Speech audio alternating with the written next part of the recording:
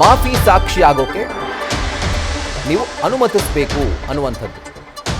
ಇನ್ನು ಮಾಫಿ ಸಾಕ್ಷಿ ಅರ್ಜಿ ವಿಚಾರಣೆ ವೇಳೆ ನಟ ದರ್ಶನ್ಗೆ ಆತಂಕ ಕಾಡಿದೆ. ಆತಂಕದಲ್ಲೇ ವಿಡಿಯೋ ಕಾನ್ಫರೆನ್ಸ್ ಮೂಲಕ ಈ ವಿಚಾರಣೆಯಲ್ಲಿ ಹಾಜರಾಗಿದ್ದಾರೆ ಆರೋಪಿ ನಟ ದರ್ಶನ್ ಹಾಗೆ ಈ ಪ್ರಕರಣದ A1 ಪವಿತ್ರ ಗೌಡ.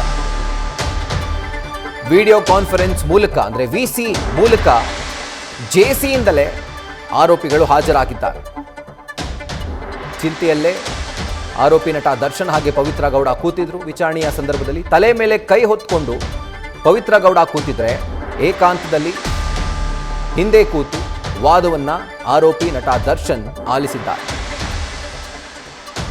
ಅಫ್ಕೋರ್ಸ್ ಆತಂಕ ಇದ್ದೇ ಇರುತ್ತೆ. ಯಾಕೆ ಅಂತಂದ್ರೆ ಒಂದು ಪಕ್ಷ ಮಾಫಿ ಸಾಕ್ಷಿಯನ್ನಾಗಿ ಮಾಡೋದಕ್ಕೆ ಕೋರ್ಟ್ ಒಪ್ಕೊಂಡ್ರೆ ಆಗ ಪ್ರಾಸಿಕ್ಯೂಷನ್ ಪರವಾಗಿ ಮತ್ತಷ್ಟು ಬಲ ಬರುತ್ತೆ.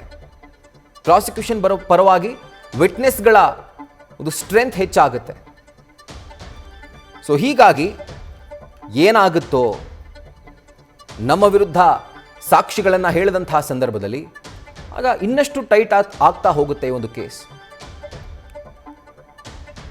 ಪ್ರದೂಷ್ ಆ ಇಡೀ ಪ್ರಕರಣ ಏನಾಯ್ತಲ್ಲ, ಆ ಕೊಲೆ ಪ್ರಕರಣ, ಆ ಎಂಟೈರ್ ಪ್ರಕರಣ ಆಗೋವರೆಗೂ ಕೂಡ ಒಬ್ಬ ಆಕ್ಟಿವ್ ಅಕ್ಯೂಸ್ಡ್, ಸಕ್ರಿಯವಾಗಿ ಈತ ಈ ಕೇಸ್ನಲ್ಲಿ ಭಾಗಿಯಾಗಿದ್ದ. ಈ ಕೊಲೆ ನಡೆಯುವಂತಹ ಸಂದರ್ಭದಲ್ಲಿ, ಕೊಲೆ ಆದಂತಹ ಸಂದರ್ಭದಲ್ಲಿ ಸಾಕ್ಷಿ ನಾಶ ಮಾಡೋದಕ್ಕೆ ಯತ್ನ ಮಾಡಿರುವಂಥ ಒಂದು ಆರೋಪ ಇದೆ.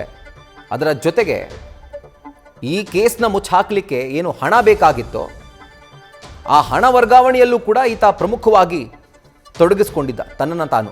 ಸೊ ಹೀಗಾಗಿ ಇವೆಲ್ಲವೂ ಈತನಿಗೆ ಮುಳುವಾಗಿರುವಂಥದ್ದು. ಒಂದು ಕಡೆ ಮಾಫಿ ಸಾಕ್ಷಿಯ ಅರ್ಜಿ ವಿಚಾರಣೆ ನಡೀತಾ ಇದೆ. ವಿಡಿಯೋ ಕಾನ್ಫರೆನ್ಸ್ ಮೂಲಕ ಪ್ರದೂಷ್, ದರ್ಶನ್, ಪವಿತ್ರ ಗೌಡ ಇವರೆಲ್ಲರೂ ಕೂಡ ಹಾಜರಾಗಿದ್ದಾರೆ. ಈ ಸಂದರ್ಭದಲ್ಲಿ ಚಿಂತಾಕ್ರಾಂತರಾಗೆ ನಟ ದರ್ಶನ್ ಹಾಗೆ ಈ ಪ್ರಕರಣದ ಪ್ರಮುಖ ಆರೋಪಿ A1 ಪವಿತ್ರ ಗೌಡ ಕೂಡ ಅವರ ಆತಂಕಕ್ಕೊಳಗಾಗಿ ವಿಡಿಯೋ ಕಾನ್ಫರೆನ್ಸ್ ಮೂಲಕ ಆ ಒಂದು ಆತಂಕದಲ್ಲಿ ಹಾಜರಾಗಿದ್ದಾರೆ ಅನ್ನುವಂಥ ಮಾಹಿತಿ ಲಭ್ಯವಾಗ್ತಾ ಇದೆ. ಈಗ ಟ್ವಿಸ್ಟ್ ಏನು ಅಂತಂದರೆ, ಪ್ರದೂಷ್ ಏನೊಂದು ಅರ್ಜಿಯನ್ನು ಸಲ್ಲಿಕೆ ಮಾಡಿದ್ದಾನೋ ಮಾಫಿ ಸಾಕ್ಷಿಯನ್ನಾಗಿ ಮಾಡೋದಕ್ಕೆ, ಈತನ ಅರ್ಜಿಯ ಜೊತೆಗೆ ಇನ್ನುಳಿದಂತೆ ಇಬ್ಬರು ಆರೋಪಿಗಳು ಕೂಡ ಮಾಫಿ ಸಾಕ್ಷಿ ಆಗೋದಕ್ಕೆ ಅರ್ಜಿಯನ್ನು ಸಲ್ಲಿಕೆ ಮಾಡಿದ್ದಾರೆ. ಇದಕ್ಕೆ ನ್ಯೂಸ್ ಫಸ್ಟ್ ನಿರ್ಭೀತಿಯಿಂದ ನಿಮ್ಮ ಪರವಾಗಿ.